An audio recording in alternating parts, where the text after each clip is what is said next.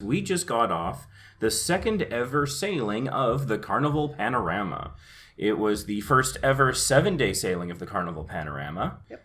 And it was the first time the Carnival Panorama ever went to Cabo San Lucas, Mazatlan, or Puerto Vallarta. And so we got this kind of handy inaugural season book, which was kind of cool. And we got to check out the brand new Vista class ship, the newest ship in the fleet, the new flagship of the Carnival Cruises line. So what did you guys think of the new ship? And I liked her quite a lot. It is a new ship, so obviously, she's not even 50 days old, if not a little bit older than that. Well, in terms of having guests on her, there was a 3-day sail immediately prior to our 7-day sail, and that's it for guests. Yeah.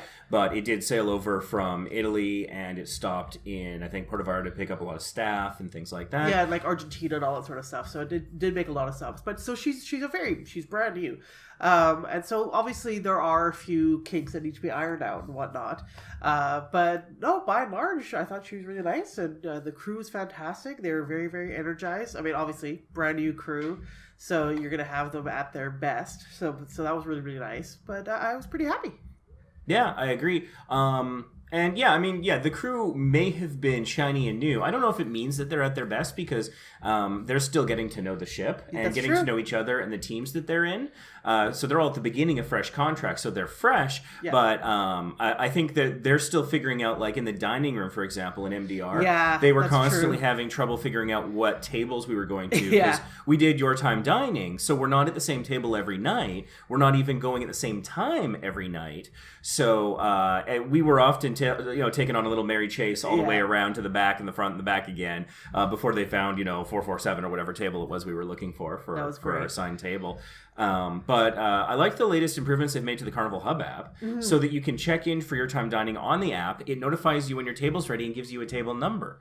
So that was great.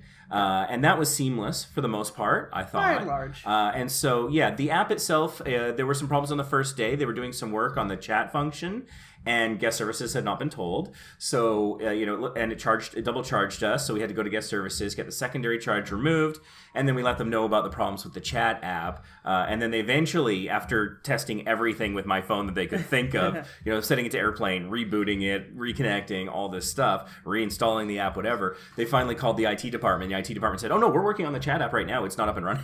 They were playing a little bit of Plants vs. Zombies real quick while you weren't noticing. I don't have that game, so I should check. Let's see what they did to my phone. But anyways, it was pretty good. I liked the ship. But I've said this before about like having a favorite ship. Is the ship is so much the people, Yes. More so than it is the craft. I find so having a favorite ship feels a little funny, and so I think. But there are aspects of the ship that's unique as well. So for me, I still think I prefer the Breeze. I really enjoyed the Panorama, but I don't think it unseated the Breeze as my favorite. And a big part of that is because of Deck 5. Deck 5 on a Dream class includes like 8 hot tubs that are half hanging off the ship. Yeah. And that wasn't so much on the Panorama. They have many fewer hot tubs. And that's with a larger ship too. So that's a lot of people were not happy about that. Yeah, and so there were times where like the lineups would snake back on themselves. You have to board the ship by walking through the casino. You have to exit the ship at the end of the sail by walking through the casino. Yeah. For somebody who has an allergy to cigarette smoke, for someone with a child, not fond of being forced through the casino. And so there's a couple little things, for your time dining, if you're not using the app, you have to check in on Deck 5 and then go down to Deck 3 or 4. Yeah, that's bizarre. Yeah, and so little things like that. And so hopefully they can make adjustments. But there was, they had the destination elevators, the destination dispatch elevators. So there was some uncertainty on how to use that. We spoke to the staff and we got a final answer in terms of when you select the deck you want to go to, and you do that in the lobby before you board the elevator. You have to press it once for each person in your party, not once per party, so that it has some idea of the number of bodies going in, so it doesn't overfill the elevator. So what you do is you select your deck, you get on the elevator, and there's no buttons on the elevator except door open, door close. That's it. And it will have a little readout of what decks this elevator is going to in this particular trip. and then you just get off on your deck. So if you've gotten into the wrong elevator, each elevator has a letter, and when you select your deck, it tells you which one to go to. Yeah. If you've gotten into the wrong one, just get off and start over. And so some people were kind of a little bit confused with that, including some of the staff were a little uncertain, but that's one of those things if they're just finding their feet. And so I think by the end of the cruise, both the staff and the guests had that figured out fairly well. And another thing to know with regards to that elevator, if you are someone who has mobility issues, so there are people who are at scooters, wheelchairs, walkers, there is a handicap button. So what you do is I believe you press the handicap button and then you select the floor. And what it does is actually automatically reserves 4 spots for you. And then you would select it again for if you have additional people in that party for you. So if you're yourself and say 2 other people, you would press the handicap button, press the deck, and then press the deck another 2 times, and then it just basically makes room for 6 people.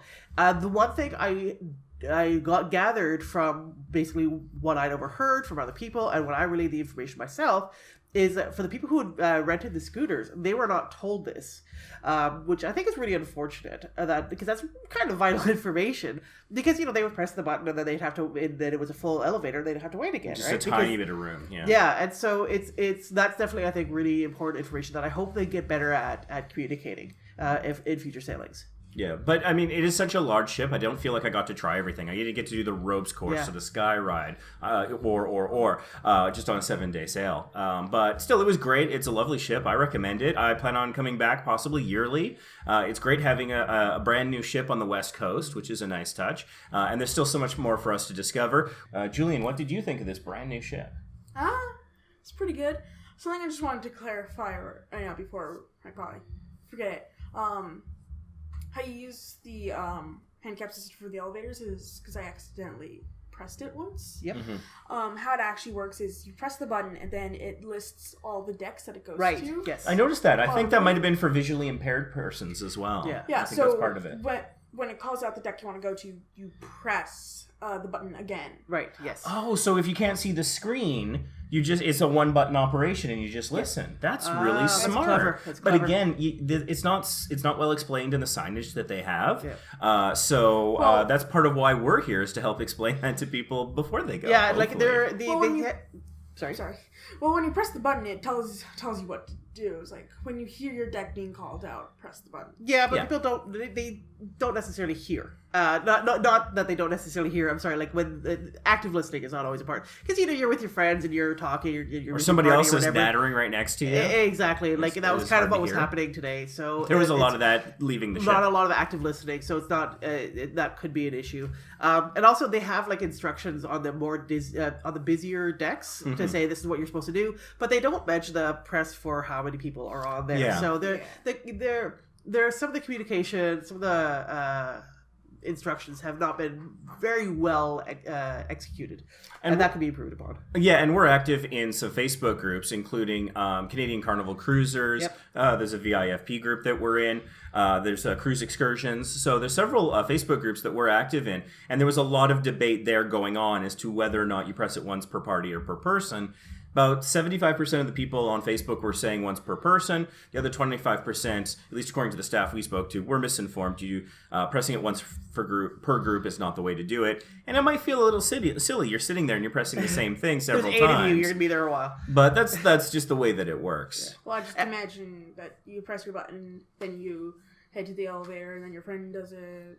And next friend. Yeah, that's another way. You could have like a group captain who plugs it in for everybody, or you could take turns plugging it in. Either works. Whatever you're comfortable with. Well, I mean, you are the captain. You literally have captain, like, what was it? Deodorant. Deodorant. There's a new scent of Old Spice deodorant that I got for this sailing called Captain, so I had to try it. It's actually quite nice. It does. Yeah. This podcast video is not sponsored. That's just a personal recommendation of something I came across. But feel free to add us. Yeah, we will accept your would not be sponsorship bad. deals.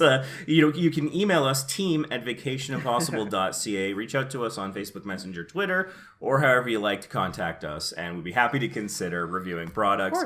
We did recently review the Trond Power Cube, and that actually worked really well, and actually kind of saves the day here in this hotel we're in right now because there's not a lot of power outlets, and so that's been helpful. And also on the Panorama, there there is more power than on a standard Carnival cruise ship. You get two USB ports and 2 standard plugs, but those 2 standard plugs are very close to each other. So Julian was charging his 2DS, and that Nintendo charger is a little thick. I wanted to charge my Canon camera, and they couldn't fit side by side. I grabbed my Trond Power Cube, plugged that into one of them, and we had plenty of space. We could charge everything. And in my video that I did recently on how to pack for a 7-day cruise, I incorrectly informed you that the Vista class ship has USB ports by the bedside. That is not true. So I, under that belief, didn't pack my external battery because I'm one of those people that I have to have something in my ear as I'm listening to podcasts or Keith Morrison or someone singing lullabies to me or something. And so my battery obviously drains, and so I was constantly asking poor Rick, can I borrow your charger again? Can I borrow your charger again? And he's like, why don't you just pack your own? So if you're like me and you need to have constant sound, make sure your device is fully charged, or if it's like, again, an older phone, it drains battery faster, maybe bring an external charger, and I'll probably do an update video on that. Yeah. So, Julian, I wanted to ask you specifically, though, is the Carnival Panorama a good ship for kids? That's a good question. Julian's been on 7 cruises now, including like the Legend, for example, and the Carnival Breeze. So he has been on the Spirit class vessels and the Dream class vessels. And so I'm curious, like, out of like the ones that you've been on, a Spirit, a Dream, or now a Vista class, what do you think is best for kids? Well, thing is, it depends on what you consider kids, because this is the first year where I've been in Circle C, and unless this is normal, in Circle C, at least for this sailing, there's only one camp leader. Sometimes this other person come, and if you want a good example of how well that worked, twice security has been called. This blows my mind. Yeah. That security was called twice to Circle C. And Circle C's run fairly independently. There is the one leader there, but the kids are largely left to do what they want within the space, within the rules. Yeah, basically what everyone does is swear and play video games. We don't endorse the swearing, and so it was a little unfortunate to hear about that. But at the same time, kids will be kids, I suppose. We try not to judge. 12 to 14-year-old kids who are kind of just have hormones raging through them. So there's gonna be some swearing and some kind of browbeating a little bit, I think, here and there. Well, I don't know about blaming it on the hormones, but I do think that they're on vacation and they're away from their parents and they're with other kids trying to make an impression. Possibly, I don't know. Probably a little bit of that, yeah. But like. Thinking about when you were a little bit younger, like when you were a shark or something like that, in Camp Ocean, Camp Carnival, do you think that being on a Vista class vessel, like it's so big, do you think that would be like a little scary, intimidating, and a smaller ship would be better? Or do you think having more options, like being able to play pool and go on the ropes course and things like that, makes it better?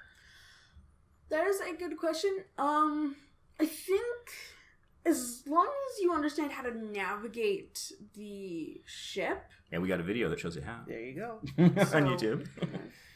As long as you know how to navigate the ship, I feel like a bigger ship like the Panorama is pretty good because, to be honest, while waiting for Circle C, which is basically waiting to swear and play Spider-Man PS4, well, I didn't swear, but I heard people swear a lot since Injustice 2 was the most popular game. It was right beside me. Anyways. Oh, was there a lot of swearing in that game?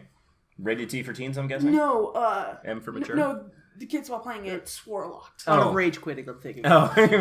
No, actually, it was more like, how do I use this? How do you expletive use it? Yeah, okay. fair. We do not endorse swearing on this channel.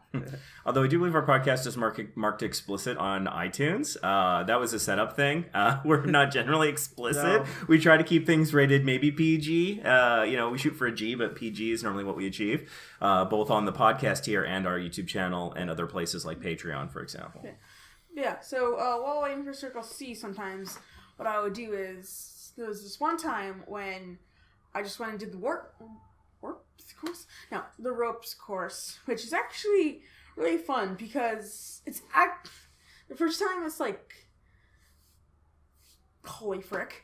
but the second time you do it, you realize that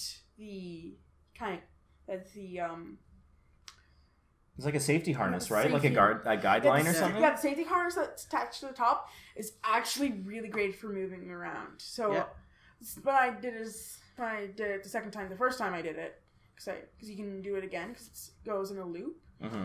Well, you have the option to get off or just continue. Oh, wow. Yeah. Is that depending on how busy it is, or you're always allowed to? You're always allowed to just sort of continue. I mean, who knows? They might be like, hey, there's a lot of people here. It might be like staff discretion. Yeah, for It's sure. like, would you please just consider maybe waiting a little to go back again? And yeah, I don't think, I'm not sure if they would do that. But yeah, the ropes course is good. It's actually pretty easy once you get the hang of it.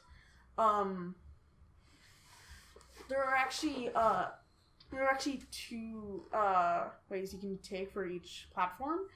So it goes one platform at a time. We got off the Carnival Panorama, and you got to get up at least like 7:30 in the morning, so you can be out of your cabin by 8:30 on the Panorama when it docks in Long Beach. So a little sleep deprived. We may have stayed up a little later than we probably should have. All you need to know is, as far as sleep goes, we're dead inside. Maybe not quite that bad. But I'm pretty tired. I'm probably looking a little bleary-eyed in the videos for this podcast, and that's all right. And also now that you're the next level of, you're at Circle C, that goes until 1 a.m. on most days. So we're usually back in the cabin before he is now, which is a bit of the a night paradigm owl, shift. the party animal. But that's quite all right because I mean it's largely wholesome, safe activities. Other kids there notwithstanding. Mm-hmm. Were there any other sort of thoughts? Was there anything about like sort of your panorama review that you wanted to mention as maybe major positives or major negatives about that particular ship? I do think that it is a little bit more family friendly than the rest of the ships. I mean, they have the family harbor, and they have, as Julie mentioned, the ropes course, which is not unique to the Vista. I believe the Breeze has the ropes course. I think so. But they also have the Sky Zone, which is this internal inside jumpy trampoline thing. I didn't even see that. Yeah, I could not tell you where it is. They of It's course on have deck 7. Okay. They of course Okay, have. so you verified it with your own eyes. You saw trampolines. They're real. No, because apparently you have to book. Yeah. okay. Yeah, I think you do. Yeah, Interesting. It's actually right above Circle C. So where Circle C is, it's Deck 6. Deck 6. it's deck 6 forward. Forward, yeah. And actually, who knows? Maybe you're that one guy that really wants to play the arcade games on the cruise ships. This is just added info. The arcade is literally is practically right beside it. You just go up the stairs and back down. Yeah. The stairs are a bit different for this area because of Circle C and Club O2. Club O2, Yep. It's 15 to 17 years of age.